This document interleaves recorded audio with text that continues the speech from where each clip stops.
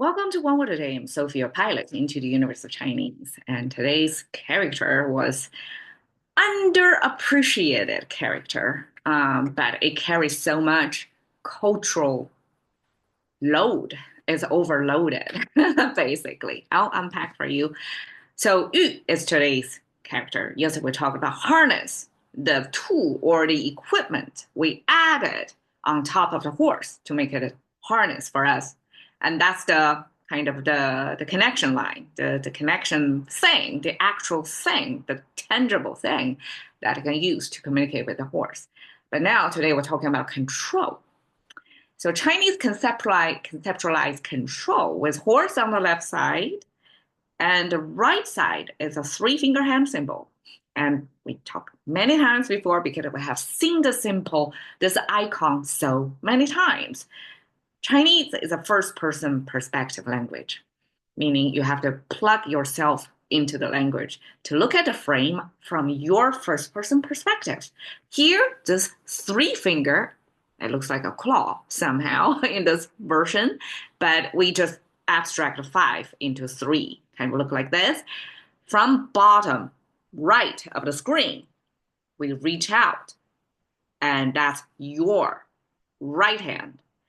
And we simplify five finger into three, and both hand and the foot treated the same, three toes. And also, most often, foot was used the right foot. So I guess Chinese population must be heavily right-handed or right-footed. Okay, anyway, Yu is today's character. The hand paired with horse together shows the dynamic over there. I wonder if you have read the book called, wait, I have the book somewhere. Hypothesis of Happiness. Okay. Okay, that talks about elephant rider, actually. So the rider of the elephant tried to control the elephant. So it's a human animal cross species communication, and the elephant symbolize our subconsciousness. We try to control the nonverbal part of our thinking, the nonverbal emotional, or however, like a more limbic part of us, our lizard brain, we try to control and communicate with, which is tough to do, right? And so in this case, it's a real human hand and horse control situation. And Chinese call that yu. We start the concept of human to animal conception, but eventually it takes on much more meaning. Okay, here it starts with horse, right? So 难以驾驭. So 驾 and 驭, Chinese put it together. So harness control. So you try to control the horse or the situation by having some, I guess, strings to pull in English, but in Chinese it's harness to control over. And 难以驾驭 simply means you're taking a bigger bite than you can ever process. And that's hard to harness control. So 难以驾驭 talks about that you are taking on too much. And could be easily out of control. Okay, the key thing that I advertised at the beginning of the show is 育民之术. So Chinese, through millennia, have lived through so many dynasties, right? And we know it's an agrarian society. So it's a pretty sedentary, not sedentary, but people tied to the land because it's an agrarian society, right? It's not nomadic. It's not warriors comfortably sitting on horses and fight. It's not that type of people. It's an agrarian society. So people, most of the days, harness their power of the farm field. It's talking to plants, not talking to animals. So the first generation ruler that unified the whole country, like many, at least from the 春秋战国. So we have a warring state era for hundreds of years, different powers from different regional powers kind of on this whole piece of land that China currently sitting on, divided at least into seven different states.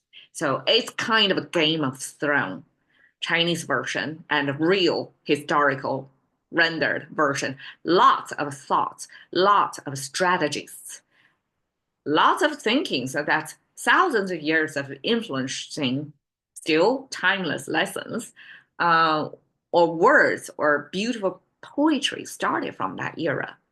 And this first emperor, Qin Shi Huang, right, the guy who built this underground army, Costa terracotta underground army, I visited once. It's grand. Like from there, you can see the power of one central ruler. Basically, it's just one human is like a demigod, and everybody else is in service of that one person's will, carry out that one person's will that was able to pool so much national resources and energy and human forces all together to build his afterlife.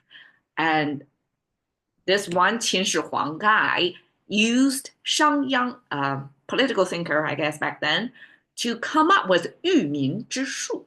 Okay, if you look at the individual words, that's control people of tactics. So it's a whole set. So Chinese use the noun and description of the noun reverse in English. So translated normal English would be tactics of controlling people.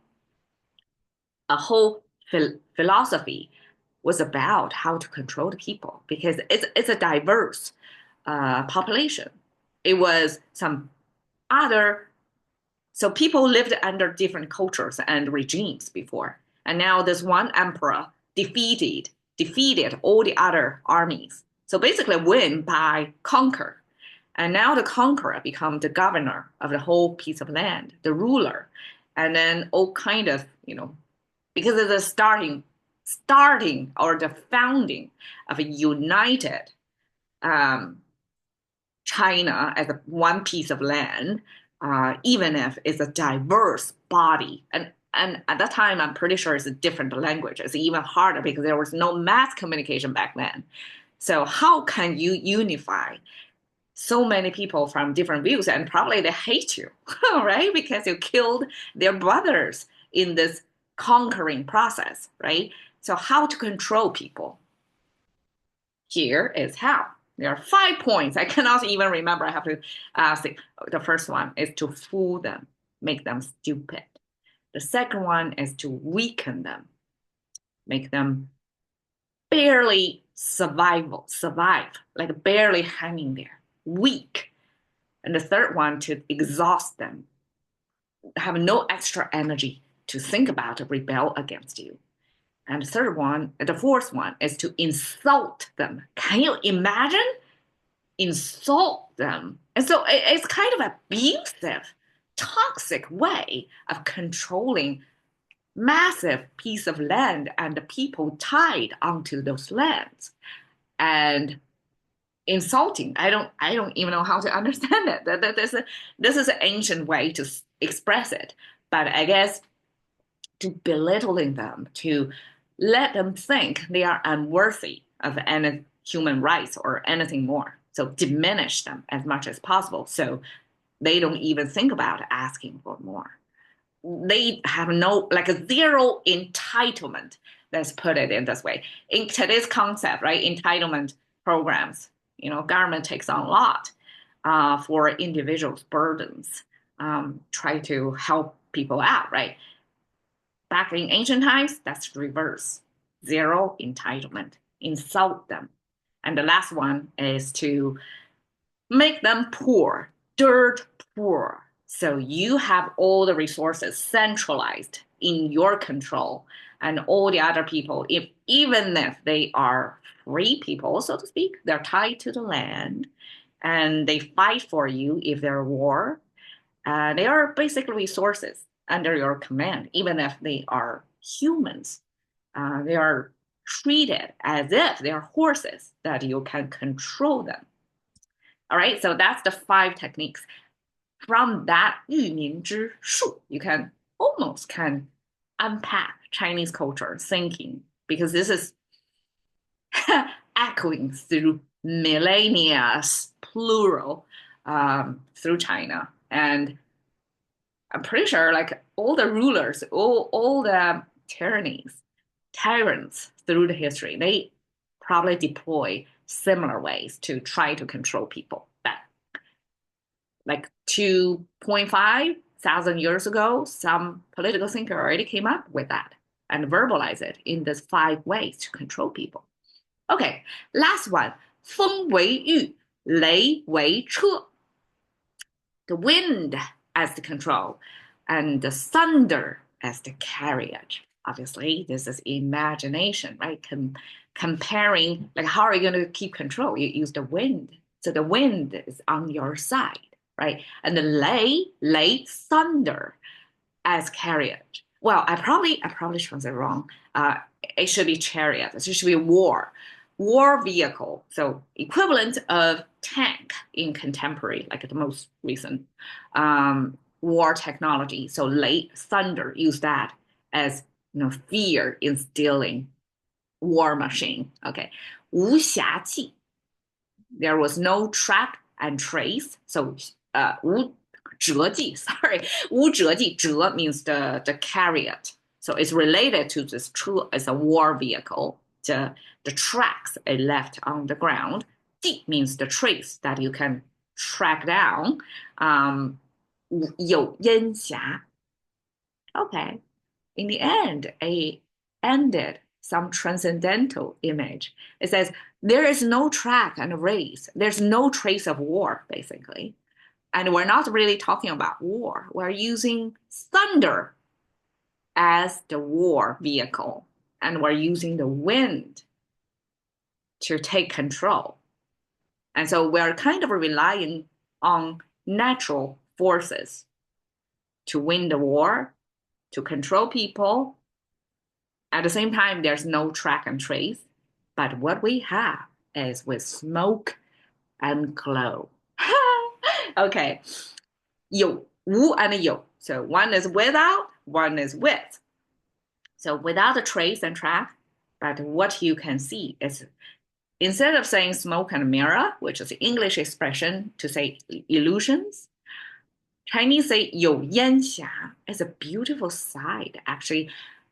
霞 is a Chinese sunrise or sunset, the colorful from rosy to purple to orange, a whole palette of colors on the cloud. So only at sunset and sunrise occasions when the sun is kind of angling toward and going through the atmosphere through enough filter to create such a fascinating palette on the clouds. And Chinese have a particular word, a character to capture that. So 烟霞, xia is such a phenomenon that it contains like a misty rain on there. And we use 烟 smoke. So smoke and misty and colorful glow on the sky. That's what you have. So here is almost like I can read it as an anti-war message. Like you don't want the real control and chariot to fight a war. You don't want any track and trace of that. What you want is such a beautiful scene from nature. Even if it's far away, but you can see they're made of a Chinese way to say smoke. Is this I guess a foggy, misty, atmospherical phenomenon that gives you this shimmering sense of visual happiness in there. And that's Chinese poetry's a poetic way to express your connection to the universe. You see such the most beautiful, awe-inspiring moments from nature. And we say that is what you want, not war, but beautiful nature. All right. So here is the horse control with harness by the rider. All right. Thank you very much for your time. See you another day.